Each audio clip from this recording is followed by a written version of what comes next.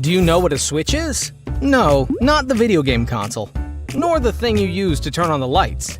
In this instance, switch refers to a key networking device.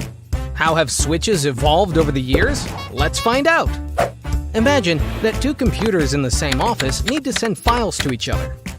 The most effective way to connect them is through an Ethernet cable, building the simplest local area network for the computers to communicate over. Now, increase the number of computers to 6. How many Ethernet cables are needed? 6 Ethernet cables simply connect each computer to a transit station, which forwards information between them. This transit station is the predecessor of a switch, a hub. This hub, however, is a simple device, providing only one transmission channel. If one computer is using the channel, other computers have no option but to wait. And if there are a lot of computers waiting to send information, well, some of them will have to wait for a long time, given the hub's inability to process requests concurrently. So, the hub is a good choice when there are just 2 computers sending information to each other in sequence. Beyond that, it's pretty inefficient for anything more complex. Nevertheless, it was a state-of-the-art communication device for its time.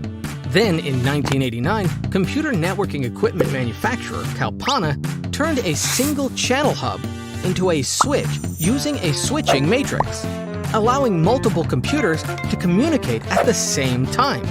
The first Ethernet switch was born. But communication through the switch was only possible within a LAN. It did not support communication between computers on different LANs. For that to happen, a router was required, a device that was simply unaffordable for most companies. Back then, routers were much more expensive than switches. So, technicians began to think about how to solve this problem. If switches were cheap, they pondered, would it be possible to add routing functionality to them? It was. Modifying the software and hardware of a switch introduced a new routing module. Problem solved. And this is how Layer 3 switches were developed. From this point on, more and more functions were added to switches. Indeed, with additional security, wireless local area network access controller features, and other functions, switches became increasingly powerful. Over time, though, it became troublesome to change both hardware and software with every switch evolution. What if only software updates were required?